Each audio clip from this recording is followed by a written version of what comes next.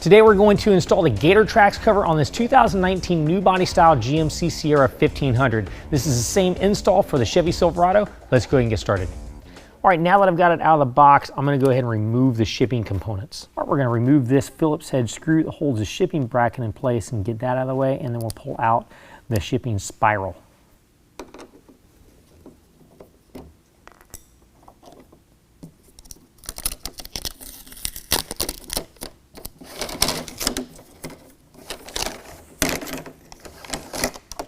Once you do that on both sides, make sure you retain one of your shipping brackets to use as a spacer tool later in the install.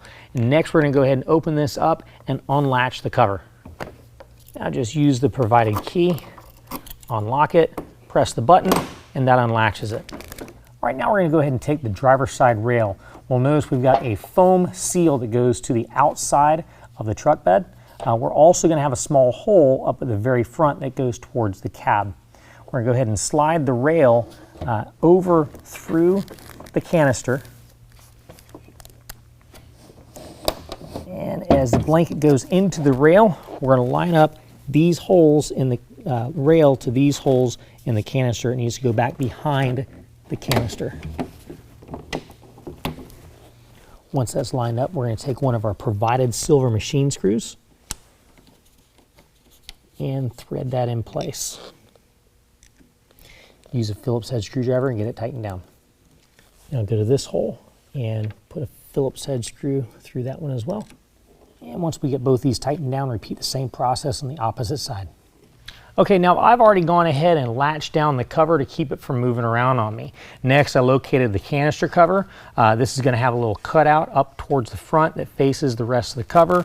Our rubber flap is going to face the cab of the truck. And these holes right here, when they slide underneath, are going to line up to the holes in the rails. As a quick tech tip, I do want to let you know that these holes, sometimes because of the powder coat, are coated with powder inside the threads. So what I like to do is take one of the screws, run it through with the Allen wrench, and clear the threads out before you line everything up so you don't have to try to tighten it down under a bind.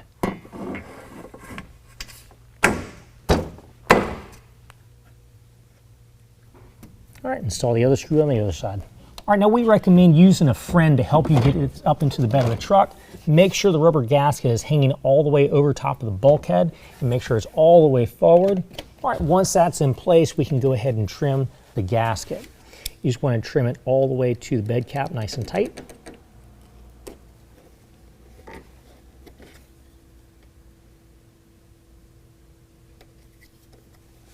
And readjust it in place. Do that on both sides. All right, now we're going to very gently close the tailgate. Make sure we don't strike the rail. Next, we're going to take the shipping bracket I told you to set to the side.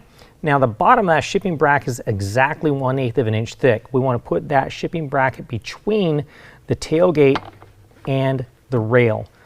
Next, we're going to pull the rail to that shipping bracket, and that's going to work as a spacer. That gives us exactly 1/8 of an inch between the rail and the tailgate. Do that on both sides. Okay, so now we're going to come up from the tailgate. We're going to see two nylon set screws. What that does is that gives a certain depth away from your bed cap. What we're going to do is take a spacer that's provided as a shim that's going to go in between the plastic bed cap and your metal bed flange. Fit that up in there for each one of your clamp locations. Now you're going to have two different types of clamps in your kit. One's a smaller clamp with a smaller bolt. One's a larger clamp with a larger bolt. It says cab on it. This means it goes to the cab side, so we're going to use the one for the tailgate side. Pull that clamp apart. Sometimes you have to loosen it up a little further. Get it all the way up into the rail. Make sure the grooves in the clamp are married into the grooves in the rail, and go right in between those two nylon screws. Then by hand, we're going to tighten up that bolt, and then with a 5/16, we're going to snug that up. Now, as we snug that up, we want to bear down on the rail and make sure it stays nice and square. All right, now this is snug and the rail's level. Let's move to the cab side clamp. All right, now we move up to the cab side. Right next to your canister, you're going to have two more nylon screws. That's where your cab side bracket goes. We're going to do that the exact same way that we did the tailgate bracket. Repeat the same process on the opposite side. All right, so here's one of your drain tubes. What you want to do before you install the drain tube is remove the plastic film that protects the canister. I've already done that, so next what I'm going to do is insert the drain tube into my bed rug. This is going to usher any kind of run out water between the bed rug and the bed of the truck, and then it will find its way out from there. Once that's in place, I'm going to take my drain tube and go right up into the bottom of the canister. You'll hear it click. That's when you know it's been installed properly. If you do not have a drop-in bed liner where you can run the drain tube out, or a bed rug, you will need to make a hole in the bed to run the drain tube out. Do that on both sides. All right, now we can go ahead and test the operation of the cover. Press the button, handle pops up. Grab the handle, walk it to the tailgate.